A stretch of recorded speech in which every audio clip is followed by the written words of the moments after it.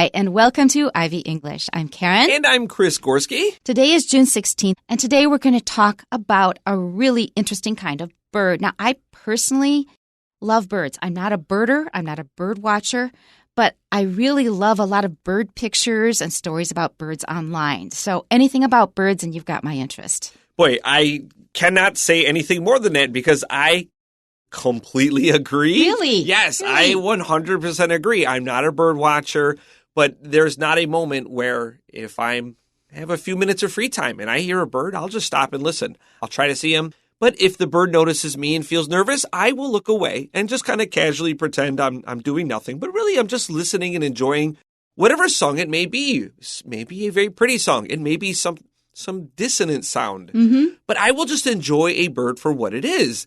And today is probably not one of the most beloved birds of all time, but I like them.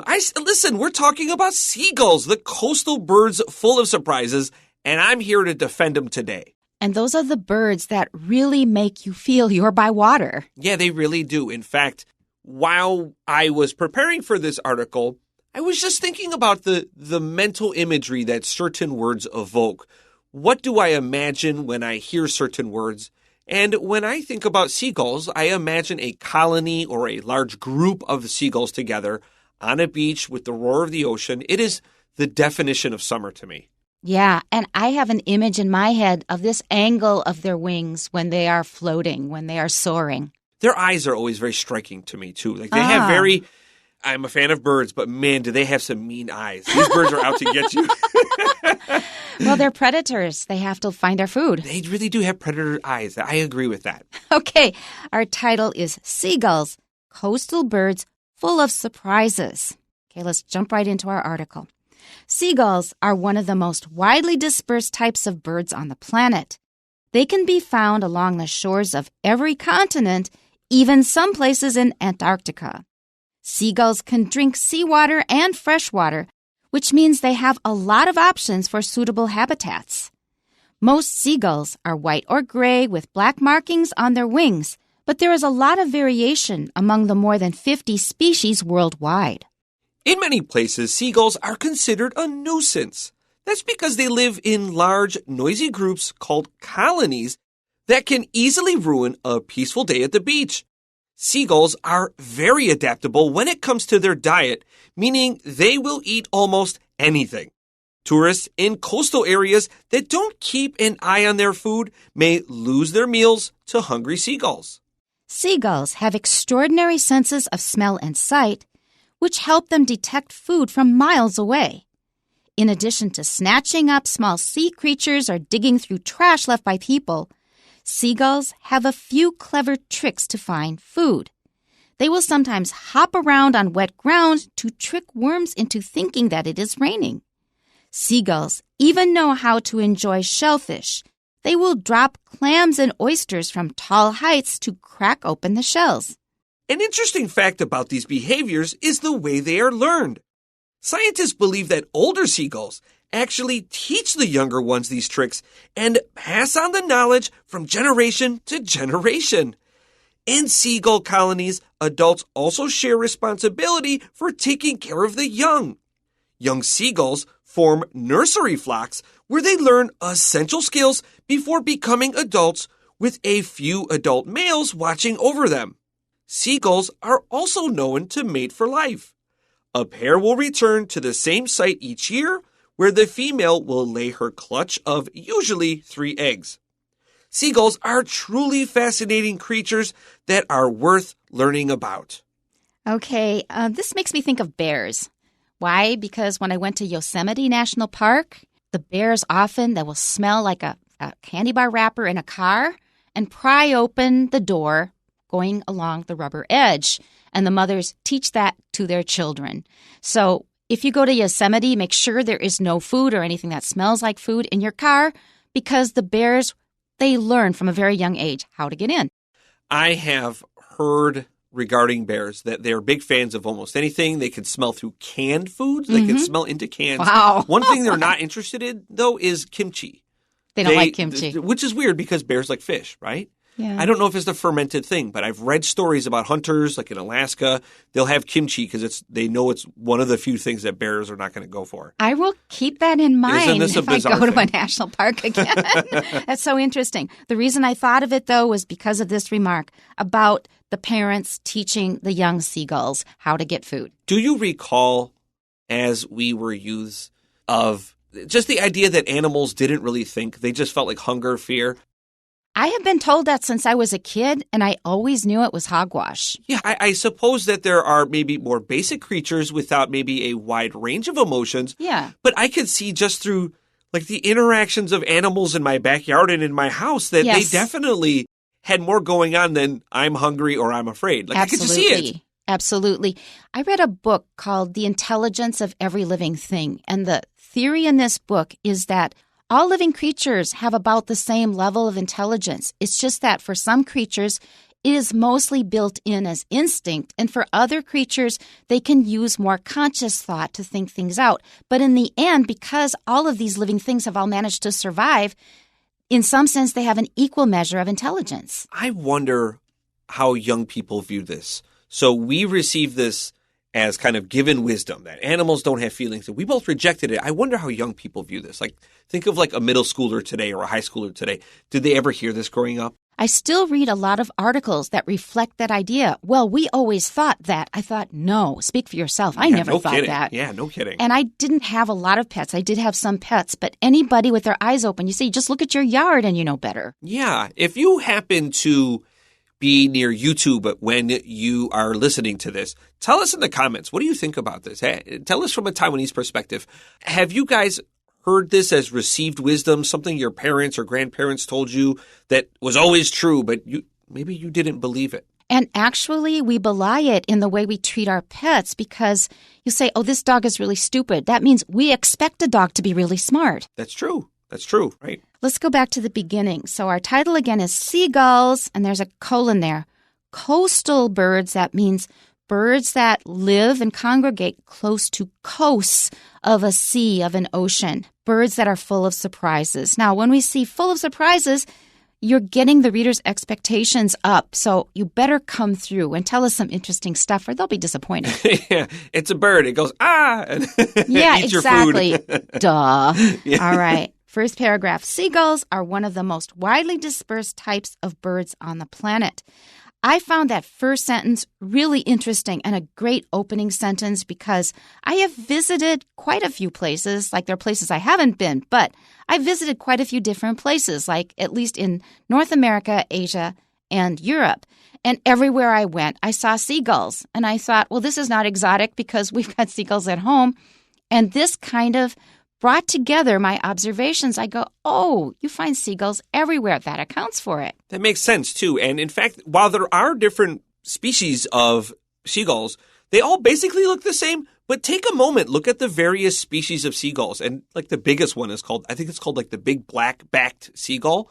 Black-backed seagull. And it looks just like a regular seagull that you and I are familiar with, except give it like a black coat. And it's really interesting. It's almost like a squirrel. It's like a squirrel is a squirrel is a squirrel. Yeah. But they do look a little different everywhere you go. That's true. They have a different color or like they're just slightly variations. And it's kind of weird to see that variation on something so familiar. And it's true that they are very large birds in general. That bird may be especially large, but seagulls in general are large. And that, I think, is also related to Chris's comment on the eyes.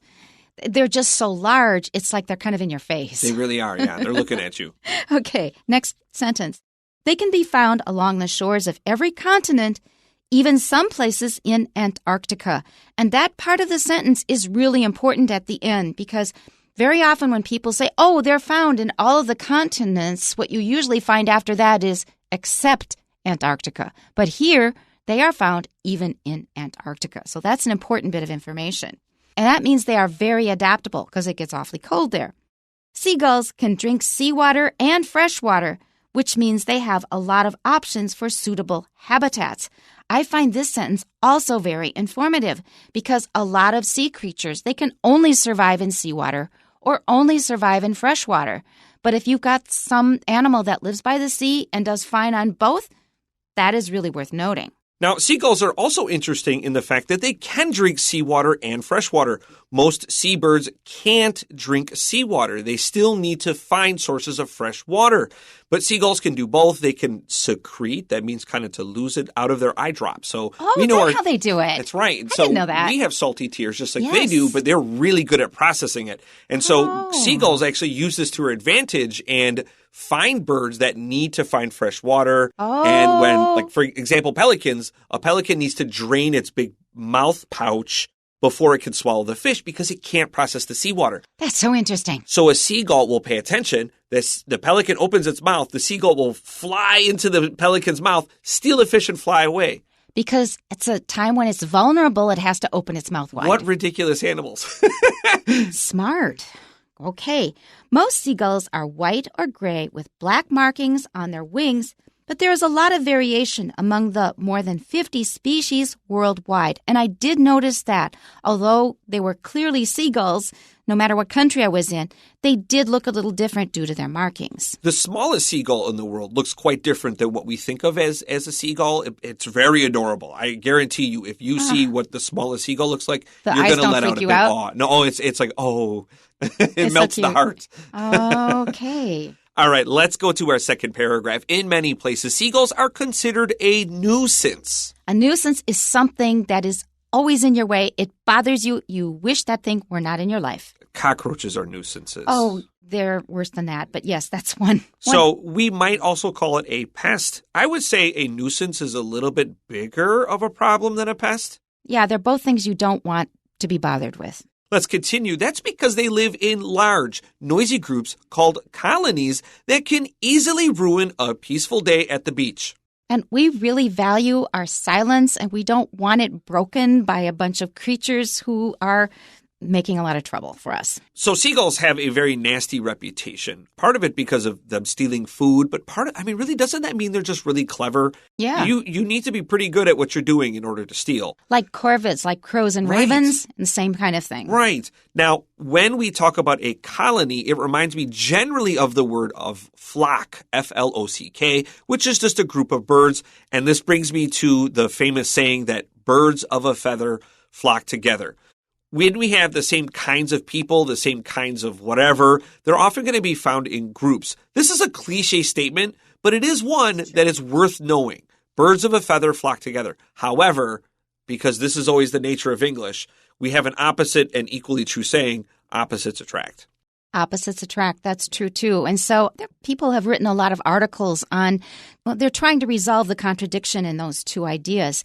But there's this thing about birds of a feather flock together really hits me when Facebook suggests friends for me. Yeah. I'll look at all these people I have never seen before, never heard of, and they'll say 3 friends in common, 57 friends in common, 18 friends in common. I will click on it. I want to know, who do I know that knows this person and which group of my friends? Because my friends are divided into several groups. Some are mostly in America. Some are mostly scholars. Some are my family. Some are friends from kindergarten, and some are former students. So which group are you in? And that is really interesting because often if you're in this group, it's a whole bunch of people with a similar personality. For example, there are some people among my friends who are very mischievous.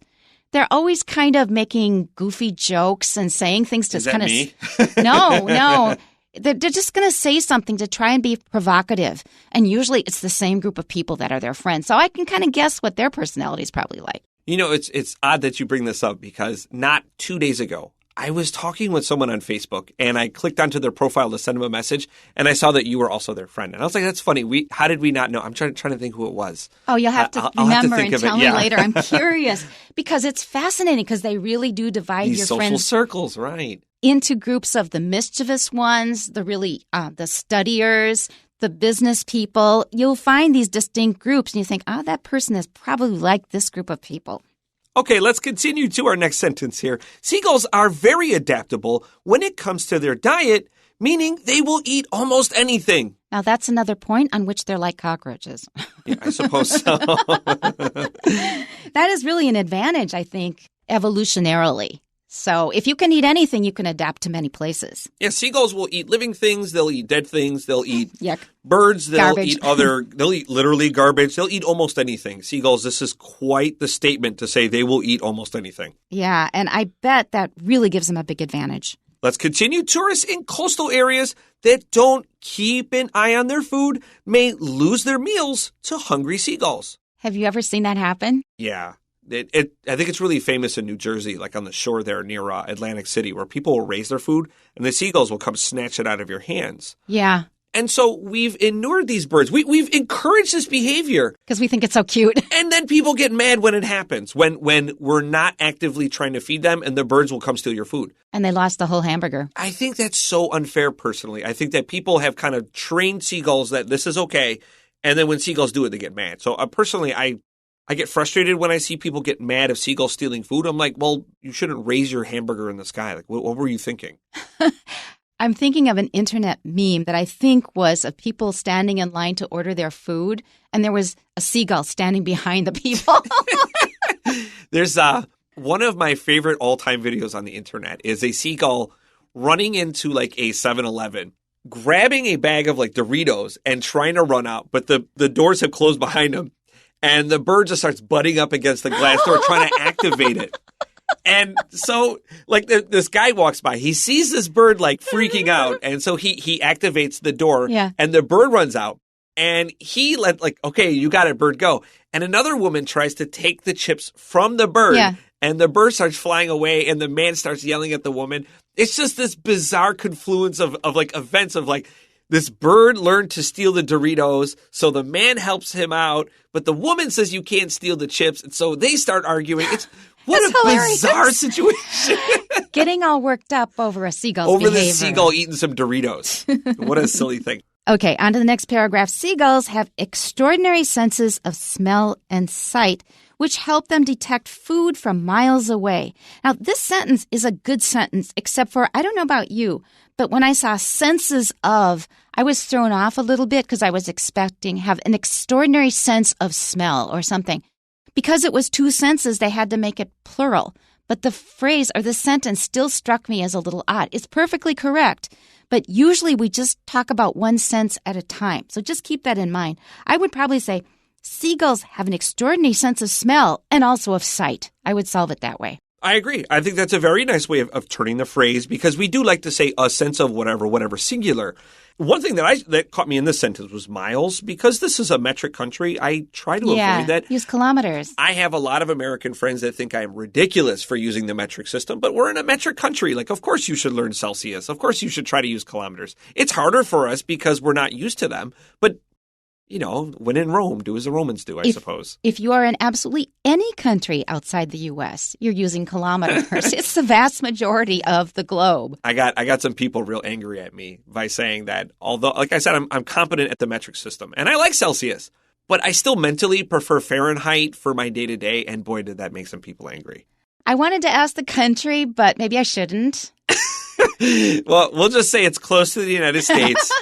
And we share a lot of similarities. All right. Somebody has a little feeling of insecurity, I'm afraid. Okay, let's continue. In addition to snatching up small sea creatures or digging through trash left by people, seagulls have a few clever tricks to find food. So when we snatch something, we quickly grab, usually with a lot of force. Yeah, we're afraid that somebody else is going to get it first. They will sometimes hop around on wet ground to trick worms into thinking that it is raining. I found that fascinating. I agree. This was so delightful. The mental imagery, I was just overjoyed reading this. Because it reminds me of whenever I'm on a hike, I know that after a rain, that's exactly what happens with the worms. And also the dragonflies start flying around when it feels like it's going to rain. So that's very clever. If you find a big worm stuck in a puddle, do you rescue it or just let it go? No. Really? I just ignore it. It's none of my business. I learned that from a book that said, you should just not interfere. Really? My wife is a big fan of having me pick up the worms and put them in the ground. In this book that I read, it was actually by Carlos Castaneda, they said that you may be putting them right in the way of another predator, or maybe a car. So just leave it. Well, that's why I usually put it like in the mud where a car's not going to drive. But yeah. It may be a farm vehicle, or who knows what's coming by. in my neighborhood. Yeah, Oh, okay. This is like when I'm walking home, yeah. Somebody may just walk on it. Point taken. But if it's in a puddle and it's going to die, I'm going to put it in the mud. Okay, gotcha. Next sentence, seagulls even know how to enjoy shellfish. They will drop clams and oysters from tall heights to crack open the shells. And that is very clever. Some birds do that with nuts as well. That's right. Aeschylus, the famous Greek playwright, was actually killed this way when a hawk dropped a turtle onto his head. That's right. He had a shiny head. He had a shiny bald head, like almost like a stereotypical bald head. And it was very shiny, and he kept it shiny. And apparently birds, when they see that very shiny thing from high up, it makes them think of a rock. And so the hawk dropped this turtle right onto his noggin. And so this is something that many birds can do. What an interesting thing. That's so interesting. Look up this playwright. He was brilliant. Okay, our last paragraph. An interesting fact about these behaviors is the way they are learned. Yeah, so we talked about that earlier. Let's keep going. Scientists believe that older seagulls actually teach the younger ones these tricks and pass on the knowledge from generation to generation. And we've already discussed that. They're not the only ones. A lot of animals do this, like we mentioned bears earlier. In seagull colonies, adults also share responsibility for taking care of the young. Let's keep going on this one. The good part is coming. Young seagulls form nursery flocks where they learn essential skills before becoming adults, with a few males watching over them. That's the good part. So the men are teaching in the nursery schools and kindergartens, and that's really great. And I want to mention that kindergarten is not the same as the word you use in Chinese for it. It only means the oldest class. You have a little class, a middle class, an old class. It is only the highest level of nursery school in Taiwan. That is called kindergarten in the U.S. So make sure you pay attention to that. Let's continue. Seagulls are also known to mate for life. And that's another thing especially women like to see. This is true. They rarely divorce. Let's continue. A pair will return to the same site each year where the female will lay her clutch of usually 3 eggs. And that's a counting word for eggs. So if it is a bunch of eggs laid at once, we call that a clutch of eggs. And I think women will think that is so sweet. Seagulls are truly fascinating creatures that are worth learning about. Okay, we have a few questions for you. Number 1, according to the passage, which of the following is true about seagulls? They are only found in southern continents. They're found all around the world, and make sure that you don't say southern. It's Here. Southern, southern. Pay attention. B, they can only eat food from the ocean. Not true. C, they are quiet, peaceful creatures. Absolutely Very wrong. Not. D, they are loyal to their spouse. We love that. The answer is D. Number 2. What does the word nuisance in the second paragraph most likely mean? A, annoyance. How about if we stop there? That's the answer. So let's move on to number 3. Sophia, a bird expert, is observing seagulls at a beach. Which of the following is least likely to happen during her observation? A, some seagulls are making loud noises. That's very likely. B, some tourist food is being taken away by seagulls. That's Also very likely. C, a seagull is using a hard surface to break open a seashell. That's really quite likely. That leaves D, which is the correct answer. A seagull is kicking a stone to lure worms out. No, they're actually just kind of stamping on the ground. Number 4, which of the following best describes a nursery flock of seagulls? A, where the males help hatch the eggs. No, that's not right. Letter B, where the seagulls look for their mates. No. C, where the young learn survival skills from the old. And that is the correct answer. We're done for today. Tune in next time. We'll see you then. Bye-bye. Bye-bye.